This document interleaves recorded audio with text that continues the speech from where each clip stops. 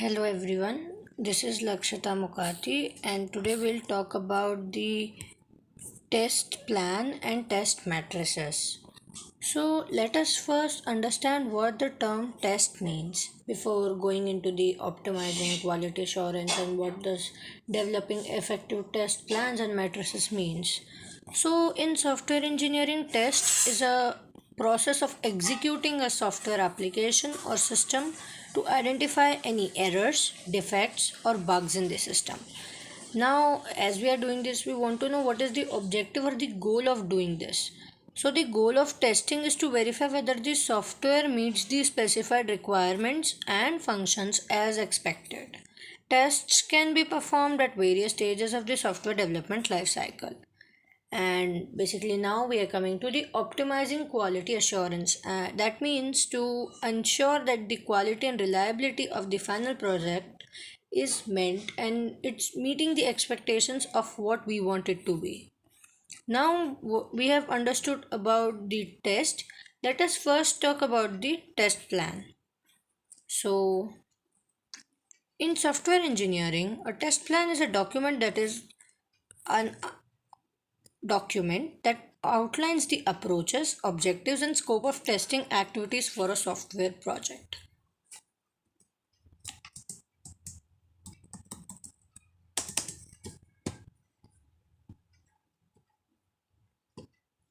Now, this was all about the introduction. Next is understanding quality assurance. So, quality assurance is the process of ensuring that a product or service meets the established standards and requirements. It is crucial to have an effective Q&A, that is quality assurance process in place to ensure the success of a project. Now, what to do to develop effective test plans? So, for that, what we'll do is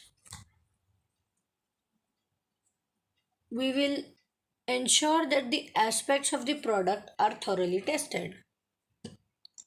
Now, next, we have understood what is meant by test plan. Now, what is test matrices? A test matrix is a document that maps test cases to requirements. It is essential to create a test matrix to ensure that all the requirements are covered by the tests. Now, coming to the steps to develop a test plan. So, the first is to analyze the product, like whatever software you are going to make, you need to first analyze it, like whatever you will do, whatever the functionalities and the requirements, whatever you need to make that, we all need to first analyze it. After analyzing, we'll need to develop the strategy, and then we'll divide the workflow to each of the teams and their each particular team members. So, what we mean by here, the develop the strategy. So, developing a strategy means like I have talked to the client and I have known about the functional and non functional requirement of a software. After that, what I'll do is I'll plan like these are all the functionalities that the client wants from my side, so I'll just take care of it in the most suitable way. Like if I do it this in this particular way, it will be beneficial to me and to my client as well. Now next is defining the test objectives. That is, I'm just categorizing things. I've just developed this strategy, but now what I will do is I will make a more detailed plan, like whatever I want from my software to do, I'll do that. Next is planning the test environment. Like the developers will start making the software. After that, I want someone to test these things as well. So here comes the testers. So for them, I want to plan a particular test environment where I will give them the favorable conditions in which the code, source code, which was made by the developers will work, and the testers can check whether it's going through all of those and it's passing all the test cases or not. Next, determining the deliverables. What is meant by deliverables is like I have made it all. I've made the strategy, I've defined the test objectives, I've planned the test environment as well. But how to, like, what would be my final product? In that, what will I'll give to the client is what is known as determined deliverables. After that, I have done all the plannings, the testing is also going on. Then I'll go the schedule and estimation. Like, I'm giving a schedule to my team and an estimated time to the client when they can get their software in the ready state. After that, I'll do the defining the test criteria. I have just decided the test environment. Then I'll define the test criteria as well.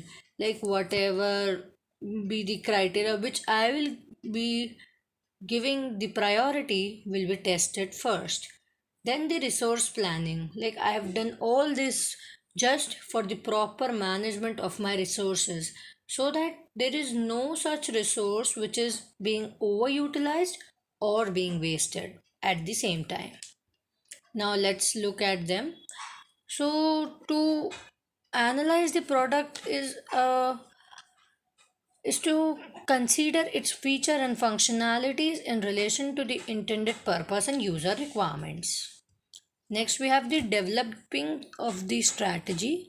So, a test matrix is a document that maps cases to requirements. So, we'll create a test matrix to ensure that the all requirements are covered by the testers. So, for development, we'll use the test matrix. After that, we'll define the test objectives, that is, specific goals and outcomes that the testing process aims to achieve.